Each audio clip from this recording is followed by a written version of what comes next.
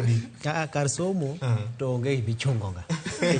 Kar somo onge gibichungo. Ng'eni mosenindo Ngire Magoha ne wuon lek. Kaka Bati osewacho ni fundi ni muko chako gedo machielo.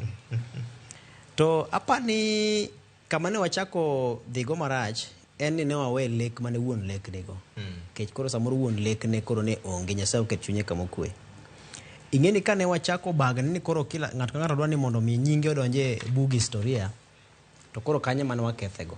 Kech kata mokwongo chako timo nonro mamoko kendo manyien ere ka bero sekta mar somo apani ne en gima nok en kwano manogo maber. In fact kwano mane go 2022 cha ka jipok no dhi e debe en ni gini wadhi kethe oko. Ng'eni koro wachalo jo mane wadok chien kuma ne waaye.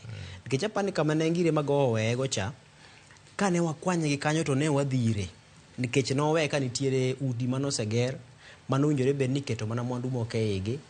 To koro gima ne wadongo ni koro ere kaka wajiwo chenro mar keto jopuonj ma koro biro puonjo jo junior gi. Kata ere kaka wadwa keto jolony ma biro bedo ka manyo rieko mar nyithindo gi kata gima dibed ni gimoro ginyalo timo kaka tije lwedo kaka tije mane wich ma gimako nyalo mare ka Bati ne kete cha. Koro kanye kama koro sani dine wantiere. To mana kaka Fred wacheno ne wasedhi wamuko gima ne wuon lek nigo. Koro sani wadok wachako gedo manyien. To koma wagede manyien cha wagedo manyien to komachielo be pod wagero udi moko ma bende nitenge ma be chamo omenda mathoth. Ang'ane mono wakare kech koro wasewacho ni koro wachak gero skunde. Koro ne wager skunde gi kendo manyien. Wabede ni koro ka en kata mana Opanga primary school no madala cha. Ka nitiere junior secondary ni nyaka kete compound achiel. To wane e pogruok. Makata nyathi ka nitiere e grade mar 6 to entiere kod ilo moro ni kowuok to donje ot mar ambulu cha. Iwinjo nitie mijingo moro moyudo. Ni ambe katieko grade nani tang'eni machielo abro donje laboratory cha kata cha gikadho mana ka ng'awo ng'uti gineno kaka gik moko ni e iye kuro.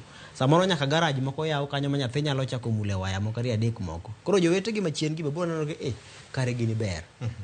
Koro apani sani kama wachope ni nyathi onge mana ka nowuok odhi e klas machielo to dhi e machielo cha ochalre dhi giduogo. Ja junior secondary ok nere kaka ja junior secondary. Onere mana ka ja primary moro nyinge ma samoro itemo chun mondo mi obed godo. E omiyo jopuonj gi be koro sani ng'anyo kech lony mare gi tiegruok mare luasi ma entiere ok nyis lony gi tiegruok no.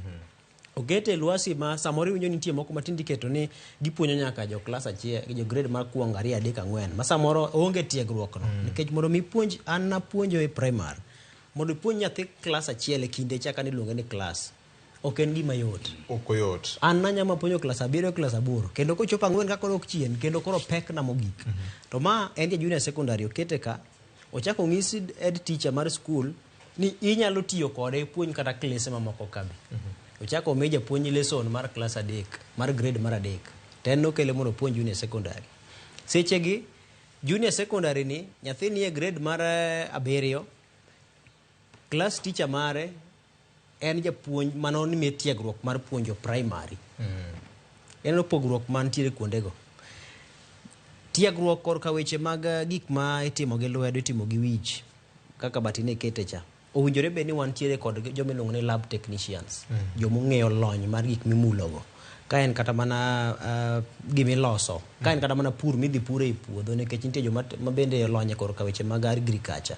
Owinjore be nitie jalonye weche mag pur ma en okete skul kacha tichne kata obed mana en japuonj mar weche pur to tichne en neno ni nyithindo kaka gidhi puodho gidhi timo nang'o. To ka idhi kawo japuonj ma samoro en puonjo mar osebedo mana kupuonjo science mar primary cha. Onge kod lony mar biro puonjo ni koro kwa dhi e puodho hie to koro kwa kao manyiwa machalo kama kwa kiko gima chalo kama to dhi golo gini kech nitie moro mar buk to nitie moro mar lony ma koro mar lwedo gi paro. Koro nitiere weche mathoth ma apani pod wantiere chien. To wantie chien mane kech samoro lek mane nitiere kane loko gigie owe kamoro koro ng'ato chuogo mare. Ma samoro ka poni sirikal maruto debed ni wuok sani kata mana kiny kata mana rucha kata mana yiero manyien to samoro joma donjo manyien kendo biro kendo gi chenro machielo. Ng'ato biro gi yore mar tayo sekta mar somo. Koro sekta mar somo chalo gimoro ma en loko kode ohala moro. Kech ing'iyo kata mana kit yo ma ichiwo godo rak korka weche ma ing'iyo godo buge itimo godo ang'o. Sirikal ka sirikal biro gi yorege. Ibiro ka wacho ni koro buge wan mochiwo achiel kachiel. Ng'ato oseyudo kako dwa chiemo. kinyinjo ni buge koro sani wachiwo ne joket mwandu nyalo oro buge ne skunde, ng'at machielo oseyudo yo monyalo chiemogo. En riekni ma koro sirikal ka sirikal mabiro temo donjo godo e sekta mar somo, temo miyo Kenya kethe, nikech Rwanda gini pinje mowuok e tokwa sani rego matek king'eyo weche mag somo. King'iyo kata ka nigolo listi mar mbalariany ma koro sani timo maber e piny mangima kata e Afrika. Ineno ni Kenya ok wayudre kuonde mabeyo, nyaka pinje moko mowinjore bed ni wantiere e nyimgi sani koro telonwa. Nang'o? Nikech samoro wan sombwa wadwa kawo mwakete weche mag siasa.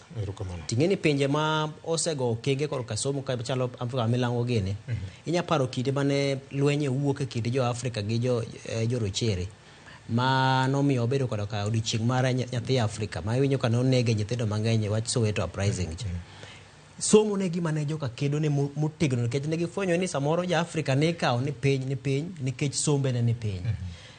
Mandela gini nowacho ni ok wanyal go okang' kok waketo somo nyime, to ne gidhi giloko sekta mar somo. Somo ne makoro sani oketo Afrika milambo kama entiere cha. Emomiyo koro Malema gini nyalo wuok to siemo wang' jarachar ni mae kaka en, nikech somo ema noketo gi kacha. Emomiyo Mboya ne nyalo wacho kisungu mane nowacho cha e higni mag 63 gi 64 kaka Mboya wacho kisungu mok inyal ng'e ni en jaluo. Koro mano ng'isi gima somo en. Kwa tugo kode to mane kama koro wawite godo. Erokamano.